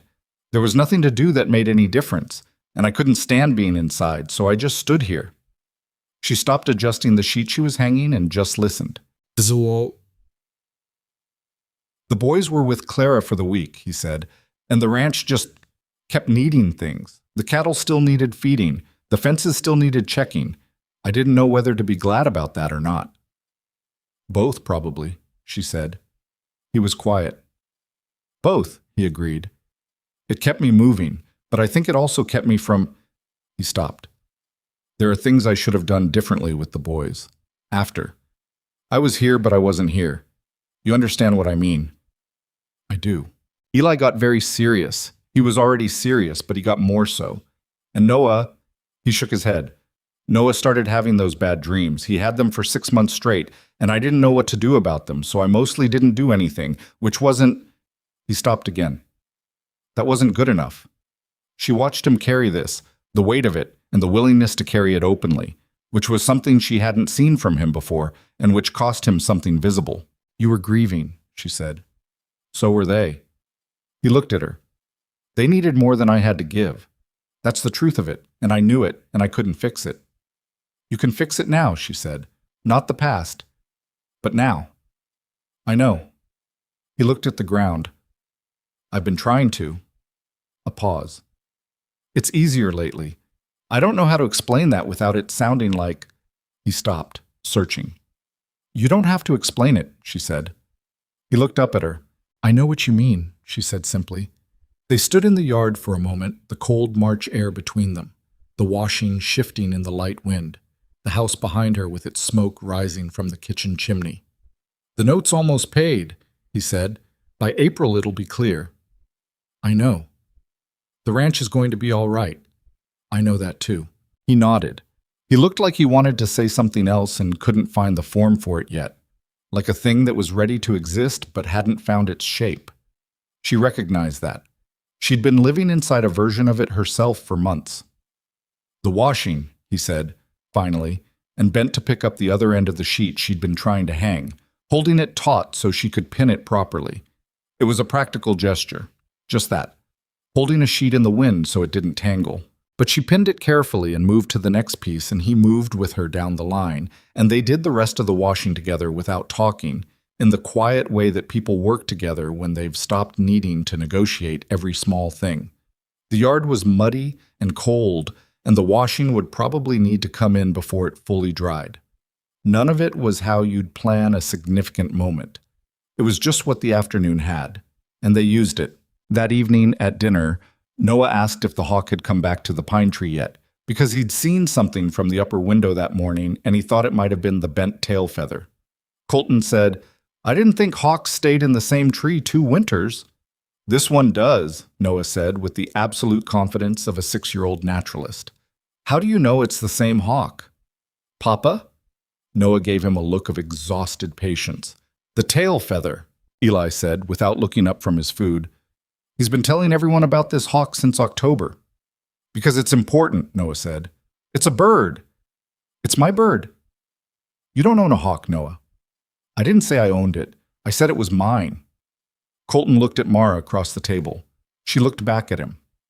There was something in the look, the shared private recognition of two people who are watching the same thing and finding it in their different ways worth watching. It wasn't a dramatic exchange. No one would have noticed it who wasn't paying attention. She noticed it. She thought about what Clara had said, that the house felt full. She thought about the note being almost paid and the fence that was standing and the curtains in the kitchen window and Eli getting a perfect mark on his arithmetic and Noah's bad dreams, which had stopped sometime in December and hadn't come back. She thought about what it had cost to stay. The loneliness of the early weeks, the silence that had been a wall rather than a room, the careful, exhausting work of being present in a place that hadn't decided yet whether to let her in. She thought about her mother's recipe journal, which still lived in the oilcloth wrapping under her dresses in the suitcase, though she took it out often now and didn't put it away as quickly as she used to. She thought about her mother's handwriting and the note in the margin beside the venison stew. "This one takes time. Don't rush it or you'll lose the flavor." She hadn't rushed it. She'd stayed when the smart thing might have been to go. She'd worked when the work hadn't been acknowledged. She'd told the truth when it would have been easier to keep it. And she had sat at a kitchen table in December and helped a man she barely knew figure out how to keep the thing he'd built, because it was the right thing to do, and because she had the knowledge to do it, and because, if she was honest with herself, and she was trying to be honest with herself more than she used to be, she had already decided, somewhere in those first hard weeks, that this place mattered to her. Not because it was easy, because nothing had been easy, and she'd stayed anyway. That was a different kind of belonging than the kind you were given. It was the kind you built yourself, in the cold, with your hands, post by post, until the fence stood. The note on Stone Ridge Ranch was paid in full on the last Friday of March. Colton came home from Harwick in the late afternoon with the receipt in his coat pocket and mud on his boots, and an expression that wasn't quite relief. Relief would have been too simple, too clean for a man who didn't experience things cleanly, but something that lived in the same territory. He came into the kitchen and set the receipt on the counter without saying anything, and Mara dried her hands and picked it up and read it and set it back down. "Clear," she said. "Clear," he confirmed. She went back to the stove. He poured himself coffee and stood at the counter, and they were quiet for a moment, and the quiet had the particular quality of a room where something has just been resolved. Not the loud resolution of an argument ending, but the soft one, the kind where a held breath is finally released and the body adjusts to breathing normally again. "Ferris say anything?" she asked. Said the spring market looked strong, said he hoped the ranch would have a good year. He drank his coffee. Said it the way men say things they don't much care about either way. "Well, you don't need him to care." "No," Colton said. "I don't." The boys came in from the yard an hour later, Noah talking before he was fully through the door, which was his normal manner of arrival. He had found the hawk's nest, not climbed to it. The pine was too tall, and Colton had been clear about that in terms that left no room for negotiation, but found a position on the split-rail fence where he could see into it with the angle of the afternoon light, and he had counted what he believed to be 2 eggs. "You can't count hawk eggs from 40 feet away," Eli said, pulling off his boots. "I counted 2 dark shapes," Noah said. "Eggs are dark shapes. Lots of things are dark shapes. In a hawk's nest?" Eli opened his mouth and then apparently couldn't locate a strong objection to this specific point. He closed it again.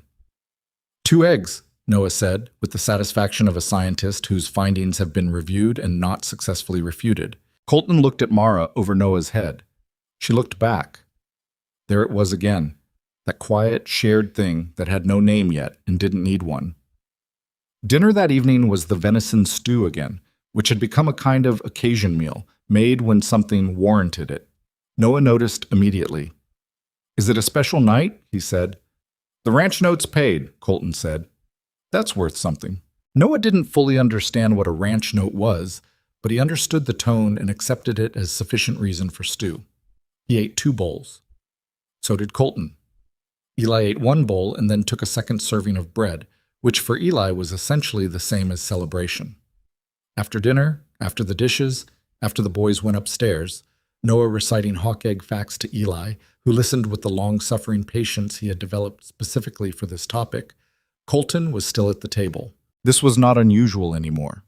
What was unusual was that when Mara sat down across from him with her tea, he looked at her directly, in the way he had, that flat, assessing look that she'd once found cold and had come to understand was simply how he looked when he was about to say something he meant. I need to ask you something, he said. All right. He turned his coffee cup. The fire was low behind her, the lamp between them, snow beginning outside again. The light spring snow of late March that fell without conviction and was gone by morning. When your contract's up in October, he said, what are you planning to do? She looked at him. I haven't thought that far. I think you have, he said. Not accusatory, just accurate. She had. She'd been thinking about it since February, in the way you think about things you're not ready to examine directly. Sideways, in the margins of other thoughts. I don't know, she said, which was more honest than she usually was about things she didn't know. I'd like you to stay, he said. I know, the boys, not for the boys. He said it quietly, but he said it clearly, and he held her gaze when he said it. Or not only for the boys, for the ranch, for... He stopped, started again. I'm not good at this. I want to say it plainly, and I'm not sure I know how. She waited. She had learned the value of waiting for Colton Mercer to find the words he was looking for. I don't want you here as the cook, he said. I want you here as someone who has as much say in this place as I do, as a partner, in the ranch and in... He looked at the table briefly and then back at her. And everything else. The kitchen was very quiet. That's a large thing to ask, she said. I know it is. You've known me 6 months. I know. He didn't retreat from it. I also know that 6 months on a ranch is worth more than 6 years of knowing someone in ordinary circumstances. You've seen every bad thing about this place and you stayed. You've seen every bad thing about me. A pause, something almost wry in it, and you stayed. I'm not asking you to decide tonight. I'm asking you to consider it. She looked at him for a long moment. The fire settled behind her, a log shifting down. There were things she could have said. She could have pointed out, carefully and correctly, that a partnership of the kind he was describing was a serious thing that deserved serious consideration. And she did believe that, and she was going to give it serious consideration. She could have been cautious in the way she'd been cautious for most of her adult life, keeping one hand on the door because leaving was always something you needed to be able to do. Or she could be honest. I've been trying not to want this, she said. He went very still. Since about December, she said. I kept telling myself I was here to do a job, and when the job was done, I'd figure out what came next. And then the job kept expanding. She looked at her tea. I helped you with the numbers because it was right to help. I fixed the fence because it needed fixing. I stayed through the blizzard because there was nowhere else to go. But somewhere in all of it, she stopped. You stopped doing it just because it needed doing, he said. Yes. And started doing it because you wanted to. Yes. He was quiet. Outside, the snow had thickened slightly. She could hear it now, the faintest sound against the glass. I don't think I'm easy to live with, he said. No, she agreed. You're not. You're not either, he said. You have opinions about everything. I do. And you say them. I do. Something shifted in his expression. Genuine, slightly surprised. The look of a man who has just realized he's describing what he wants rather than what he's concerned about. All right, he said. All right, what? All right, stay. If you want to, not as the cook. He held her gaze. As mine. It was not a romantic declaration. It was Colton Mercer saying the plainest version of the thing he meant, which was the only version he had, and it was enough. It was more than enough. Ask me properly, she said. Not tonight. When you're ready. But when you do, Ask properly. He looked at her. You're going to make me work for it. You've made me work for everything since October, she said. Seems fair. The corner of his mouth moved, that almost smile she'd been watching develop for months, no longer a precursor, but the thing itself, brief and real. Fair enough, he said. He asked her properly 6 weeks later, in early May, on a Sunday morning when the yard had finally dried out and the grass was coming up green along the fence line and the hawk, Noah's hawk, the one with the bent tail feather, was hunting in slow circles above the south pasture. He did it in the yard, not the kitchen. He'd clearly thought about it. He had washed up and put on a clean shirt, which for Colton was ceremony enough, and he'd waited until the boys were occupied, Noah watching the hawk, Eli mending tack in the barn, and he came to where Mara was in the kitchen garden she'd started in April, working in the dirt with her hands, coaxing the first seeds into ground that was still learning to be warm again. He stood at the garden's edge. She looked up. I'd like you to marry me, he said, and be a partner in this ranch. Equally. Your name on the deed along with mine. I've already spoken to a lawyer in Harwick about the paperwork. A pause. I'm asking because I want to, not because it's practical, though it is also practical. She sat back on her heels and looked at him standing at the edge of her garden in his clean shirt with Wyoming spring light on his face. This difficult, careful, slowly opening man who had spent 2 years forgetting how to hope, and was now standing here doing the bravest thing she'd seen him do. Yes, she said. He exhaled once, short and quiet, like a man who had been more uncertain than he'd let on. All right, she said, and went back to her seeds, and he went back to his fences. And that was how it happened. Not with drama, with a man in a clean shirt in a kitchen garden, and a woman who had traveled a long way to find a place worth staying in, and a yes that meant everything they'd already built and everything that was still ahead. They were married in June, small and practical, with Clara and James Okafor as witnesses, and the boys in their Sunday clothes. Noah cried, which surprised everyone including Noah. Eli didn't cry, but he shook Colton's hand afterward with a formality that made Colton's face do something complicated, and then he turned to Mara and said, I'm glad you didn't leave. And she held on to that for a long time. And the paperwork for this deed was filed in July. Mara Ellison, Mara Mercer. Now, though she kept both names in her own accounting, the way you keep things that were yours before someone else came into your life was recorded as co-owner of Stone Ridge Ranch, 140 acres of Wyoming grassland and timber, and the stubborn clay dirt of the north pasture that froze iron hard every November and turned to mud every March and grew decent grass in the months between. It was not a beautiful piece of land, particularly. It was a working piece of land. That was better. The years that followed were not easy, in the way that nothing is easy when you're building something from components that include weather and livestock, and 2 growing boys, and 2 people who had both arrived at their lives carrying damage they hadn't fully inventoried yet. There were hard winters. There was a summer when the creek ran low and the grass burned off and the cattle lost condition before the rains came back. There was a dispute with a neighbor to the north, a man named Galt, who claimed a strip of their east fence line as his own and pressed the claim with the particular aggression of someone who has identified what he believes to be a weakness. Colton wanted to handle it in the field. Mara took the survey records to a lawyer in Harwick and had the claim dismissed in a county hearing before Galt could escalate it further, which was the right outcome and also, she noted privately, the kind of thing that was easier to do when your name was on the deed. Galt didn't press again. There were arguments between her and Colton, real ones, not the polite friction of people who are still being careful with each other, but the genuine, heat-of-it arguments of 2 people with strong opinions and direct tongues who sometimes wanted different things. They argued about money, about the boys' schooling, about whether to take on a hired hand one summer when the workload got ahead of them. They argued about a decision Colton made about the cattle rotation without consulting her, which she told him directly was not the way a partnership was supposed to work, and he told her directly that he'd been making cattle decisions for 14 years. She told him that was true, and that some of those decisions had gotten him behind on a note. That conversation lasted 2 days before it resolved into something that was not quite an apology from either of them, but functioned as one. They were not a perfect family. Imperfect was the only kind available, and she had stopped expecting otherwise somewhere around her second winter at Stone Ridge. Eli grew up serious and deliberate and good with numbers, the way she'd suspected he would. At 14, he was already doing a portion of the ranch accounting alongside Mara, learning the ledgers with the focused quiet of a boy who has found a language that suits him.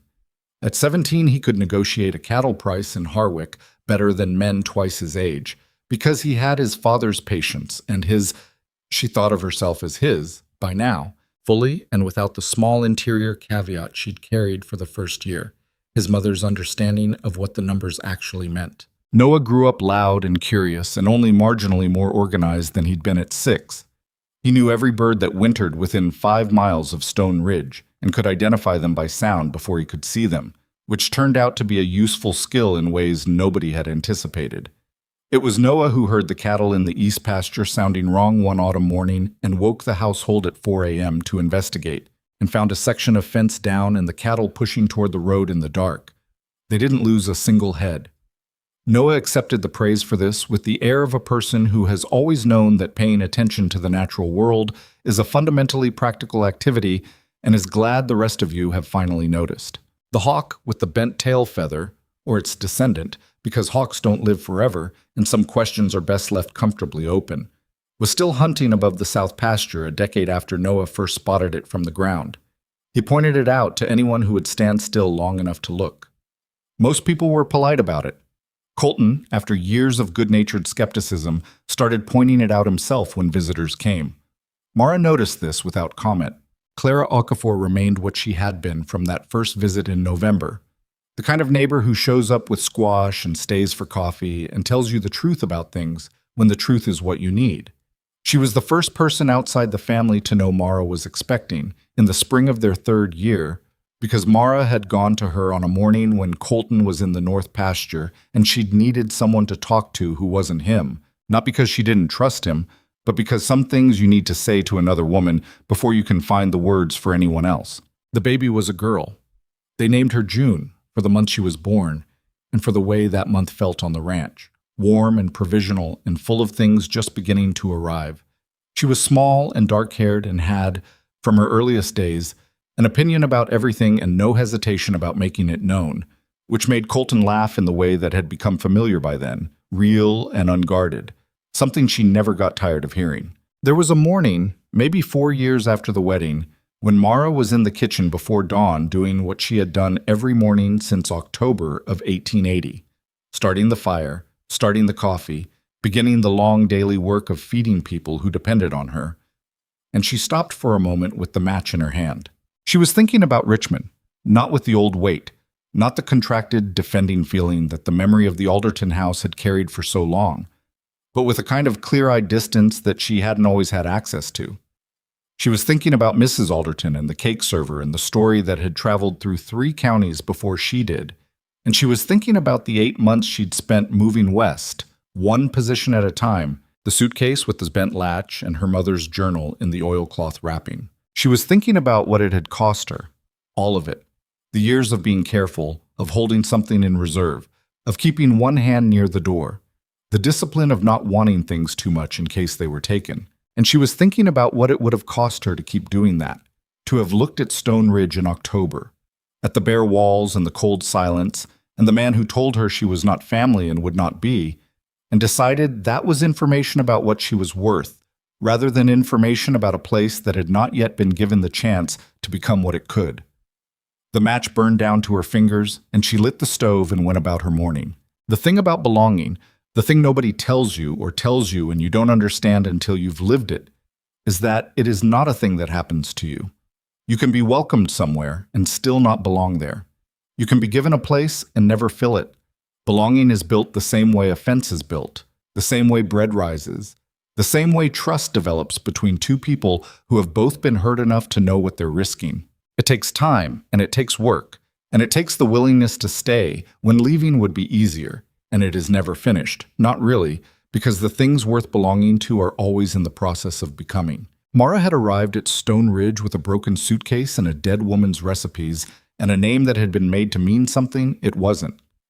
She had stayed because she had nowhere else to go, and then she had stayed because she chose to, which is a different thing entirely. And the choosing, The daily, unglamorous choosing, the waking up and starting the fire and doing the work, and telling the truth and holding the end of the sheet in the wind, that was what had made her belong here. Not permission, not welcome.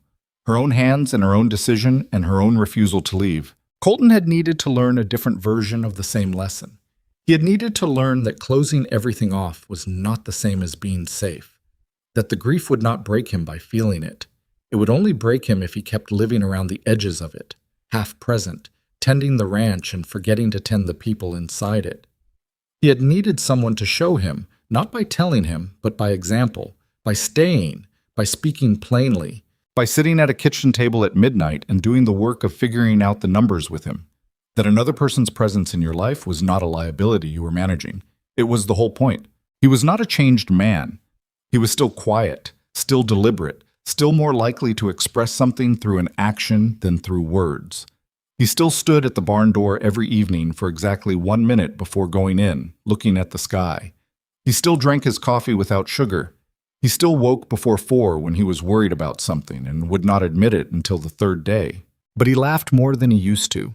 He sat with his sons in the evenings more than he used to. He reached for her hand sometimes in the dark when he thought she was asleep, the way people reach for things they can't quite believe they have. She always let him find it.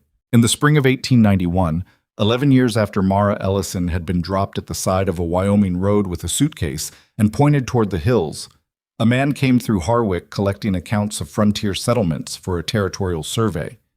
He stopped at several ranches in the valley, asking about acreage and livestock numbers and the general economic health of the region. When he got to Stone Ridge, Colton answered his questions plainly and without embellishment, the way he answered everything.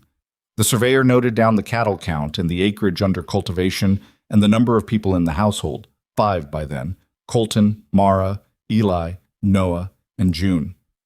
And then he said, mostly because he was curious and it was a long day and conversation helped, "What would you say made this ranch survive the hard years? The 80s were rough on most of the smaller operations out here." Colton thought about it. He looked at the house over the surveyor's shoulder. "Good planning," he said, "and someone who didn't leave when it would have been easier to leave."